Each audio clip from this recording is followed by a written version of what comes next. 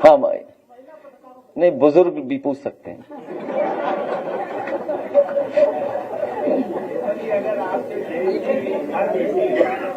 पूछे कि आप अपने सपनों को पूरा करने के लिए समाज से क्या उम्मीद रखेंगी, तो आप उनसे क्या संदेश देना चाहेंगे? मुखर बनो। इलाहाबाद हाई कोर्ट का जो आदेश आया है,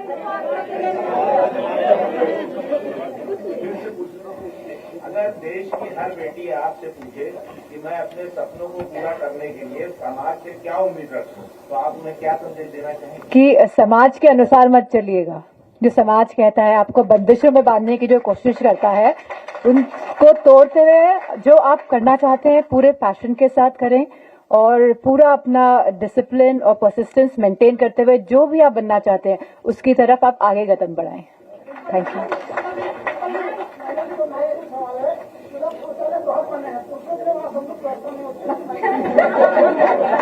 नहीं, वो सवाल तो हमसे पूछो, पहले यहाँ पूछ लेते।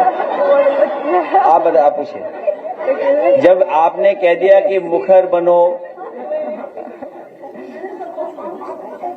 स्वतंत्र बनो, प्रबल बनो, तभी आदि आबादी की तरक्की होगी। और सबल बनाने के लिए और सफल बनाने के लिए हम लोग काम कर रहे हैं। सवाल है क्योंकि महिलाओं के लिए इलाहाबाद हाईकोर्ट ने कहा है कि नकाब पहन के स्कूलों में जाना अभी अलाउ नहीं है। ऐसे में ओम प्रकाश राजभर जी ने भी तंज कसते हुए अखिलेश जी से सवाल किया है, ट्विटर पे आपने देखा ही होगा। तो आपका क्या राय है इसमें? आप जैसा बने सब, आप जैसा आप दिखा दो ना, सबको देखने तो दो अपने आप को। आप जैसा बनो, स्वतंत्र बनो, प्रखर बनो। और वो लोग तो ऐसे हैं जो पहनावे पे भी सवाल खड़ा करते हैं। वो अपनी मन मर्जी से कहते हैं ये पहन सकते हैं, ये नहीं पहन सकते हैं। सर, इतना कुछ दे रही है पार्टी, यूपी में जो लड़कियों को लेकर जो अपराध हो रहे हैं, दुष्कर्म हो रहे हैं, रेप हो रहे हैं, उसको लेकर नहीं लगता है कोई सेल्फ डिफेंस ट्रेनिंग प्रोग्राम भी चला सकते?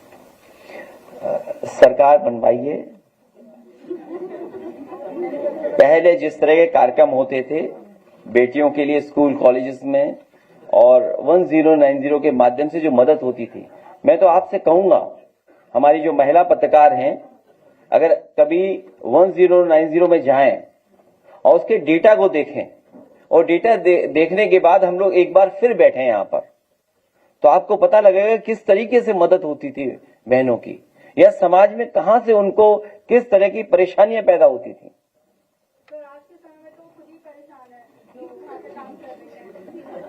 जिस तरह हमारे पत्रकार साथी परेशान है, वैसे हर आदमी परेशान है। दूषित पेयजल पर क्या बोलेंगे अखिलेश जी?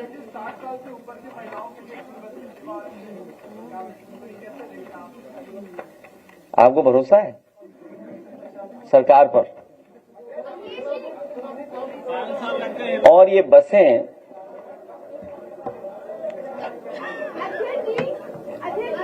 इसीलिए जो हमारी बहन ने पढ़ा था, वो कागज है आपके पास?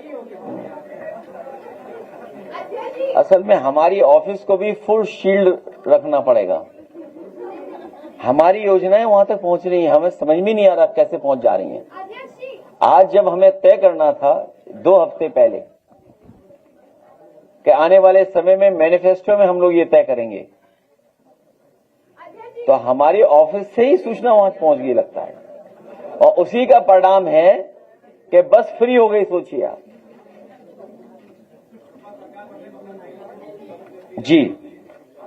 और न केवल वो, जो हमारे शहर में, अगर हमारे जो बहनें बैठी वो जानती होंगी, यूनिवर्सिटी कॉलेज में जाने के लिए, यूनिवर्सिटी और कॉलेज में जाने के लिए शहरों में फ्री सेवा बच्चों को, छात्राओं को दी थी पहले भी, और आने वाले समय में भी देंगे। और लखनऊ में जो मेट्रो बनी है, यूनिवर्सिटी और कॉलेज में जाने के लिए उन्हें कार्ड से फ्री भेजने का काम किया जाएगा।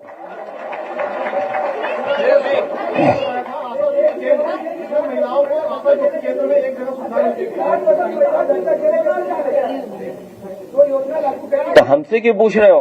अच्छा, हम आपसे पूछें कि अंग्रेजी अखबार में लिखा है कि ये 4 बजे उठते हैं और हार्ड वुडन बेड पे सोते हैं।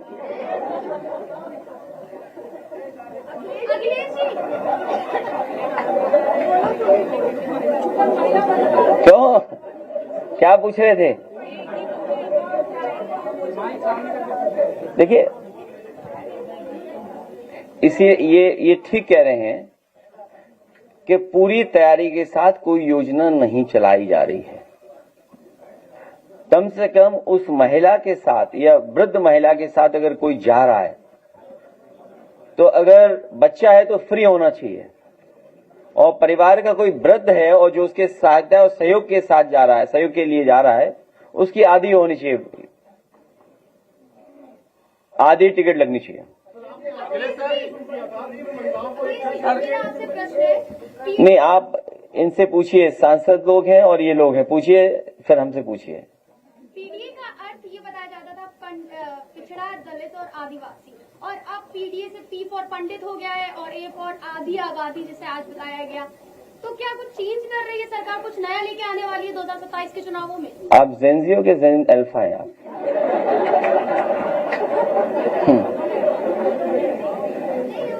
हैं? जेनजी हैं, ठीक। एनीवे, हम प्रोग्रेसिव लोग हैं, और जो प्रोग्रेसिव लोग होते हैं वो परिस्थितियों समय के हिसाब से जोड़ने के लिए चीजों को उस हिसाब से जोड़ते हैं। ये हमारा जोड़ने वाला नारा है। ये जो पीडीए का नारा है, ये जोड़ने वाला नारा है। अगर एक मां के साथ ये कहा जाए कि भाषण सुनने के हम आदी नहीं है, या मान लीजिए एक तस्वीर वो दिखाई दे कि किताब लेकर के भाग रही है, हाथरस की बेटी है, तो जो पीड़ित है, दुखी है, जो अपमानित हो रहा है, वो पीडीए है। और जितना हम प्रेम, दया, अपनापन दिखाएंगे, उतना ही हम पीडीए के लोगों को जोड़ने का काम करेंगे। और पीडीए जो पी है वो प्रोटेस्ट भी है।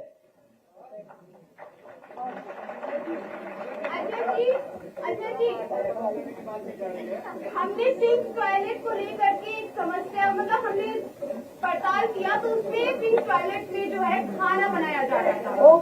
हम चौक के पिंक टॉयलेट पे गए, वहाँ पे देखा कि वहाँ पूरे बकायदा किचन का व्यवस्था, और यहाँ तक कि पिंक टॉयलेट जो घोड़ा भी था उसमें, तो वो पूरा इतनी गंदगी भरी हुई थी, और दो जो दिव्यांग के लिए था या फिर एक और था, वो बंद था, और पूरा बकायदा वहाँ पे लोग रह रहे थे और वहाँ पे खाना भी बनाया जा रहा था।